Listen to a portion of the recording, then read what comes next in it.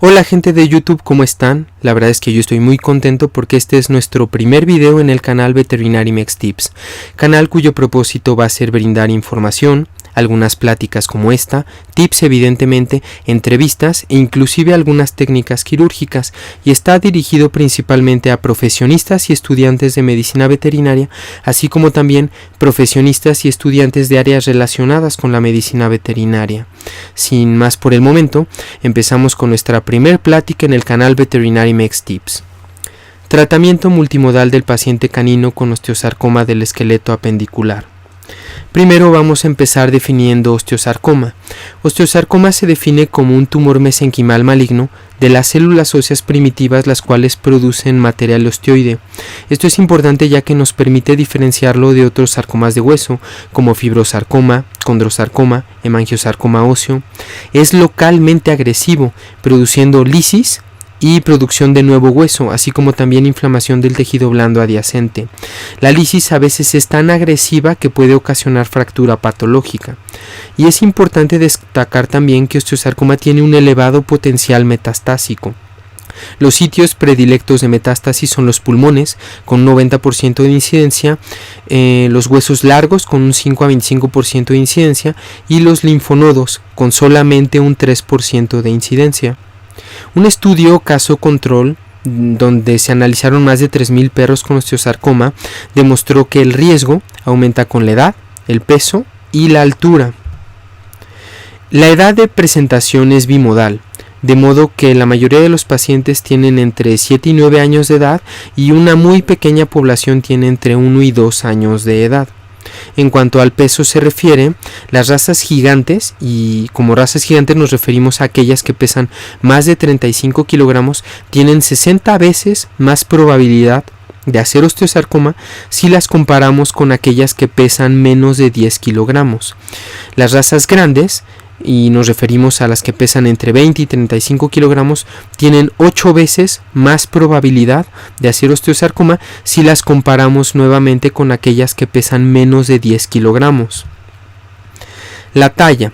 Las razas que miden más de 54 centímetros a la cruz tienen 25 veces más probabilidad de hacer osteosarcoma en los miembros torácicos y 9 veces más probabilidad de hacer osteosarcoma en los miembros pélvicos que las razas que miden menos de 35.5 centímetros a la cruz. En cuanto al sexo se refiere, no existe una predilección sexual. Sin embargo, parece ser que los castrados de ambos sexos duplican el riesgo. Hablando un poquito de incidencia, 7.9 de cada 100.000 pacientes tienen un tumor óseo.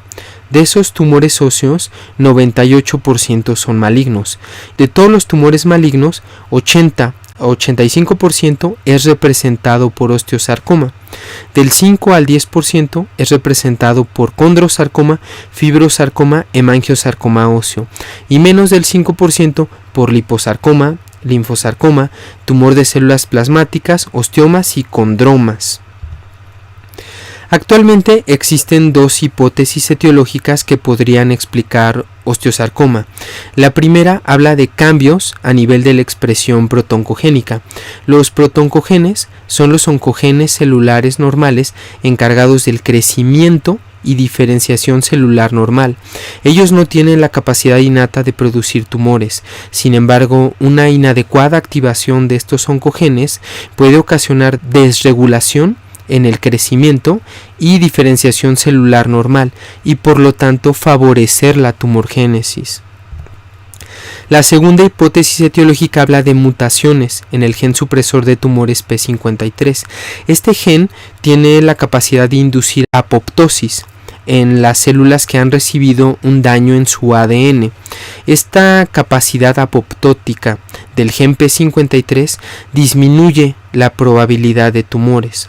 Por lo tanto, mutaciones en este gen aumenta la probabilidad de tumores. 70 a 80% de los osteosarcomas apendiculares tienen hiperexpresión del P53. Factores precursores de neoplasia ósea hay varios. Traumatismo es uno de ellos. Osteosarcoma ha sido descrito en sitios de fracturas reparadas sin cirugía, así como también en sitios donde han sido colocados dispositivos de fijación interna. Inclusive hay estudios que hablan de osteosarcoma después de artroplastia total de cadera. Si bien es cierto que existe riesgo, el riesgo es disminuido y probablemente superado por los beneficios de la fijación interna de las fracturas. Otros factores precursores son osteomielitis, infartos óseos, procesos de no unión o unión demorada, y osteosarcoma se puede asentar también en sitios previamente irradiados para el tratamiento de otras neoplasias, con un 5% de probabilidad, y normalmente ocurre de 1.5 a 5 años después de la terapia radiante. Los sitios más frecuentes de presentación de osteosarcoma pueden ser recordados con una mnemotecnia muy sencilla: lejos del codo y cerca de la rodilla.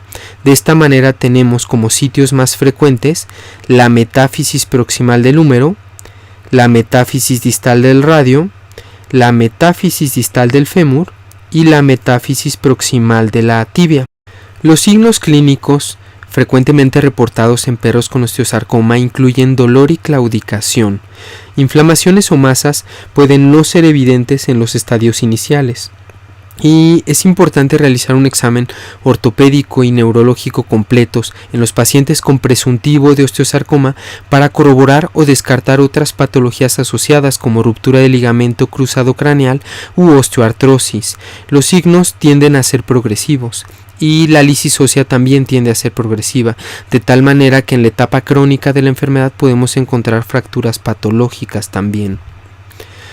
El 90% de los pacientes con osteosarcoma tienen micrometástasis pulmonares al momento del diagnóstico. Sin embargo, estas no son evidentes radiográficamente. No obstante, se siguen indicando las radiografías con un mínimo de 3 incidencias, ya que el hallazgo de metástasis mesurables influye negativamente en el pronóstico de nuestros pacientes y en la eficacia de la terapia. Siempre hablamos de metástasis pulmonares y hablamos muy poco de metástasis óseas. Aquí tenemos 3 estudios que destacan su importancia. El primero dice que del 5 al 25% de los pacientes con osteosarcoma tienen metástasis ósea al momento del diagnóstico. El segundo dice que del 4 al 28% de los pacientes con osteosarcoma pueden presentar metástasis óseas, cantidades que son similares a las del primer estudio. El tercero dice que en 7.8% de 399 perros con osteosarcoma se encontraron lesiones óseas que se pueden asociar a metástasis óseas. En 1980 la OMS desarrolló el sistema de estadificación TNM para tumores óseos, en donde T hace referencia a tumor, N a linfonodo y M a metástasis.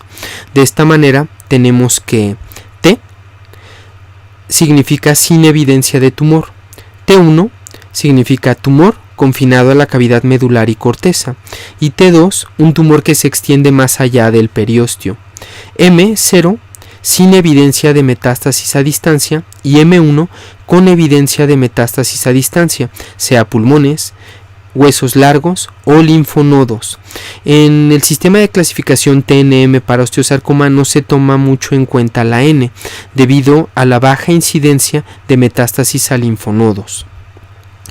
Un sistema de estadificación desarrollado en humanos para sarcomas óseos puede ser adaptado en medicina veterinaria y utilizado en nuestros pacientes caninos, y puede ser una alternativa al sistema de estadificación TNM propuesto por la OMS en 1980. Este dice que los pacientes en estadio 1 tienen un tumor de bajo grado sin evidencia de metástasis. Los pacientes en estadio 2 tienen un tumor de alto grado sin evidencia de metástasis, y los pacientes en estadio 3 dice que tienen un tumor de cualquier grado, bajo o alto, pero hay metástasis a distancia. La letra A significa que el tumor es intracompartimental y la letra B significa que el tumor es extracompartimental. Siempre es importante estadificar a nuestros pacientes. Existen métodos de diagnóstico complementarios para corroborar o descartar metástasis óseas. La gammagrafía o scintigrafía en cancerología es el estudio de elección para identificar tumores osteófilos y se considera el examen de elección para el diagnóstico de metástasis óseas.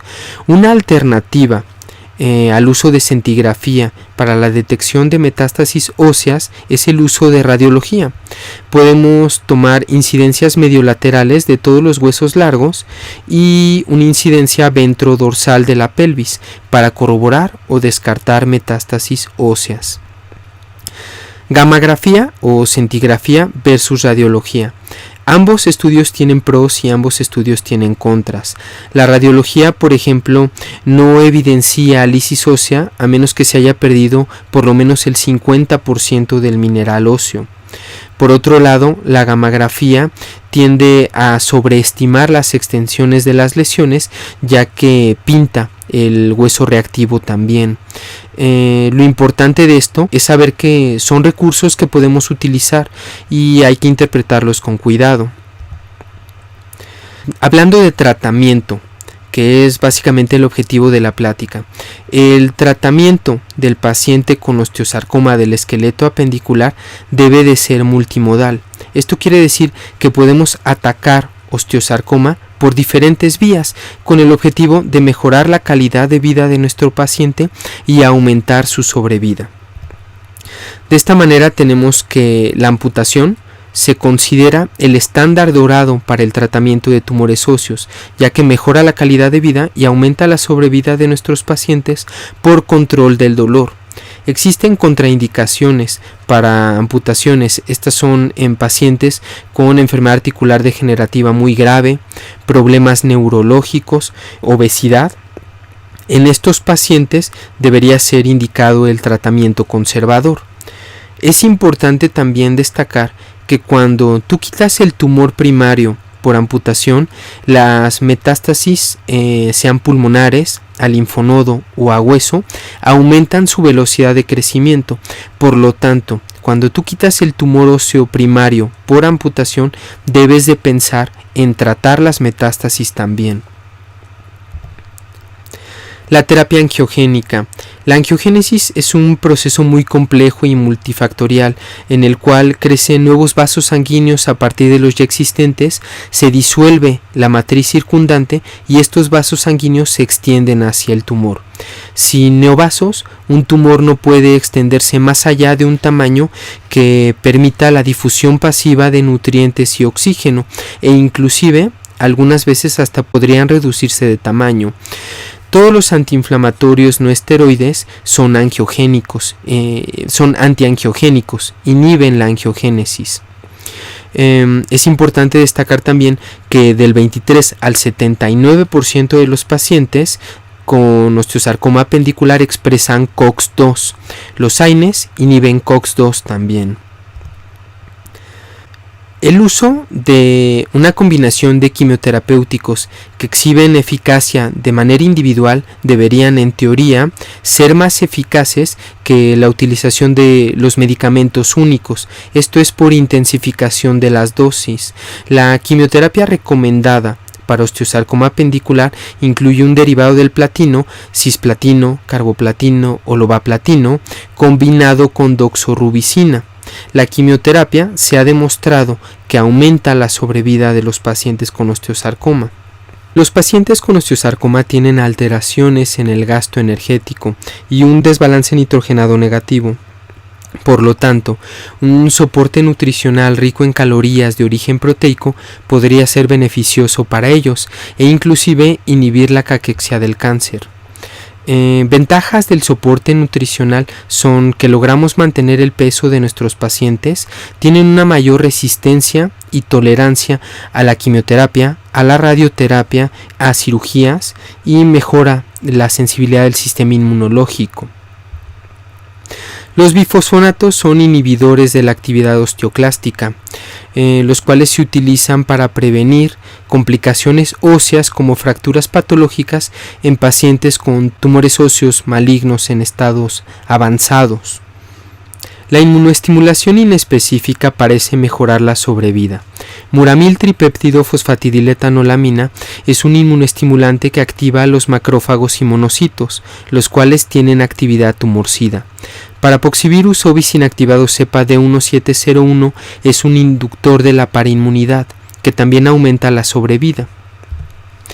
Interleucina 2 es un poderoso inmunoestimulante que activa linfocitos, monocitos y macrófagos, y se piensa que su acción antitumoral está mediada por las células asesinas naturales, así como también otras células citotóxicas como linfocitos T y macrófagos. Interleucina 2 fue utilizada encapsulada en liposomas para tratar a 4 pacientes con osteosarcoma del esqueleto apendicular y metástasis pulmonares. En el 50% de estos pacientes resolvieron las metástasis pulmonares. Fue utilizada por vía inhalatoria debido a los efectos adversos que se presentaban cuando se utilizaba por vía endovenosa. Se ha demostrado la existencia de metaloproteinasas de matriz en las células de osteosarcoma, las cuales disuelven la matriz de colágeno favoreciendo la angiogénesis y el crecimiento tumoral. El antibiótico doxiciclina inhibe esta actividad colagenasa de las metaloproteinasas en las células de osteosarcoma canino. Y por último, lobectomías y metastectomías pulmonares aumentan la sobrevida de los pacientes con osteosarcoma siempre y cuando las metástasis se desarrollen 10 meses después, por lo menos después del diagnóstico inicial, y en las radiografías o en la tomografía computarizada pulmonar no haya más de 3 nódulos. Como conclusiones, tenemos que a un paciente con osteosarcoma del esqueleto apendicular podemos tratarlo de muchas maneras, y la idea es combinar todos estos tratamientos para mejorar la calidad de vida del paciente y aumentar la sobrevida. En resumen, tenemos la amputación de miembro torácico y miembro pélvico como recurso, el uso de antiinflamatorios no esteroides para inhibir angiogénesis e inhibir COX-2, el uso de combinaciones de quimioterapéuticos, soporte nutricional, el uso de bifosfonatos, el uso de inmunoestimulantes, doxiciclina y metastectomías y lobectomías pulmonares. Muchas gracias por estar aquí con nosotros en esta primer plática en nuestro canal Veterinary Mex Tips, y hasta la próxima. Bye.